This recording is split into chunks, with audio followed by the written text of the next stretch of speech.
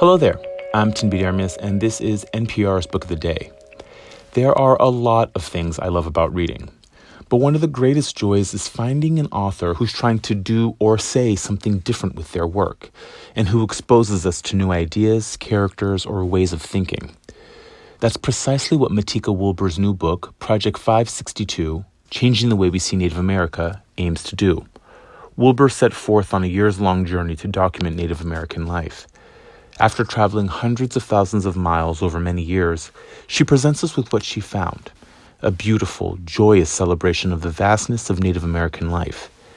She spoke about the book and what she learned while making it with NPR's Melissa Block.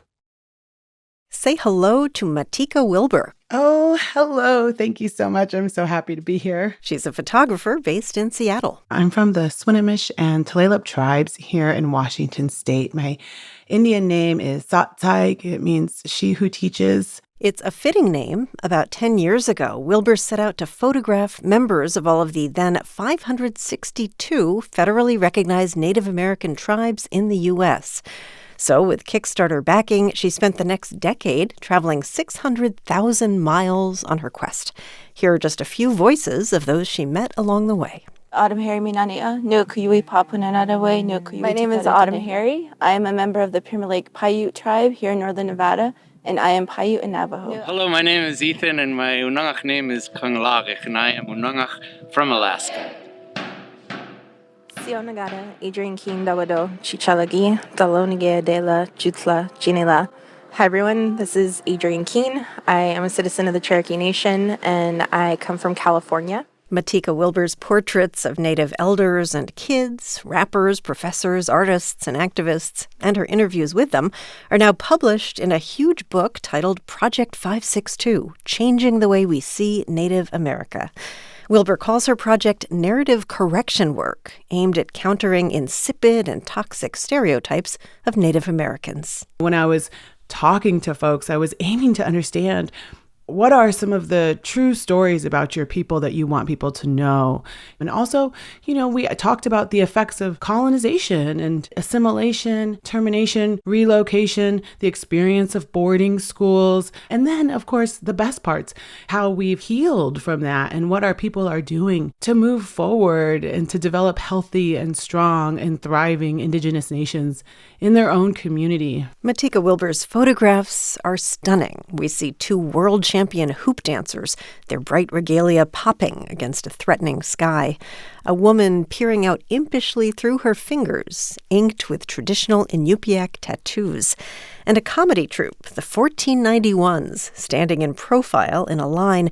We see just their dark silhouettes. The 1491s are these five really hilarious and brilliant men: Bobby Wilson, Ryan Redcorn, Sterling Harjo, Migazi Pensano, and Dallas Goldtooth. In the image, Bobby is picking his nose and Sterling is strangling Migs and Ryan is tickling Sterling, and Dallas wasn't there that day. But, I even love that, Bobby's braid is sticking straight up at the end. And the 1491s happened when the internet first happened. And honestly, for me, watching the 1491s put out content was so meaningful for me because there was not a lot of Native humor that was accessible to us. Our humor is so prevalent in our communities. It's like joy goes hand in hand with justice. So if you come to one of our doings, there will be laughter and loud laughter. Yeah. I'm thinking about generational divides. And one of the things that an elder, Ralph Burns, said to you, he's been very active, I understand, trying to preserve Paiute culture. He said, sometimes I feel I should give up because kids seem not to really care, which has got to be such a daunting prospect for people of his generation. Mm-hmm. Yeah, Ralph Burns is a member of the Pyramid Lake Paiute tribe, where I photographed him in front of a rock formation known as Stone Mother in the photo. An incredibly important figure. The Dene people call her White Shell Woman. People from several different tribes throughout the territory, they make this pilgrimage to that place to honor the Stone Mother or White Shell Woman. And so for me, I felt really really deeply honored to get to spend time with Ralph. And it did make me very sad to hear him talk about the difficulty of passing on his cultural traditions to young people and to his community. And I think it's a common thread throughout many different communities, not just Native peoples, like elders saying, these young people, Yeah, kids these days. Kids these days, and I certainly can remember my grandma saying that about me, so, and actually, you know what, when I look back on it, because Ralph has gone on now to the spirit world. And so I feel a little sad right now in this moment talking about him. And I hope that he was able to find somebody that would listen. And I wish that I would have been a better listener when my grandma was still alive.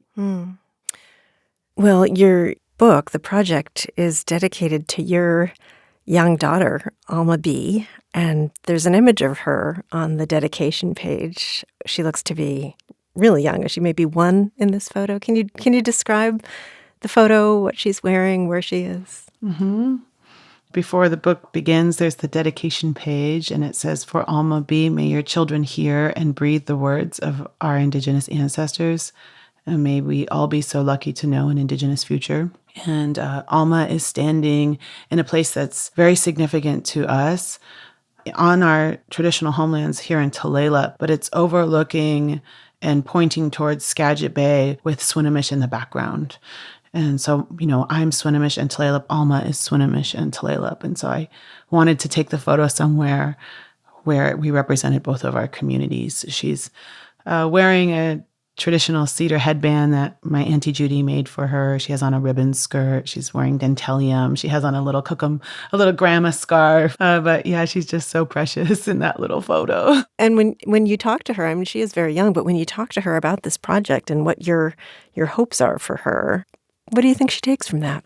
Well, she's 3 at the moment, but when I talk about an Indigenous future, I'm talking about imagining a new world, a modern world that celebrates and uplifts our Indigenous intelligence. And what would it mean for our children to know our languages and to incorporate that into their everyday lives? What would it look like for my baby, for Alma B., if she was able to be raised with a pedagogy that our cultural traditions, our belief systems, our value systems are incorporated into each of the lesson plans? How profound would that be?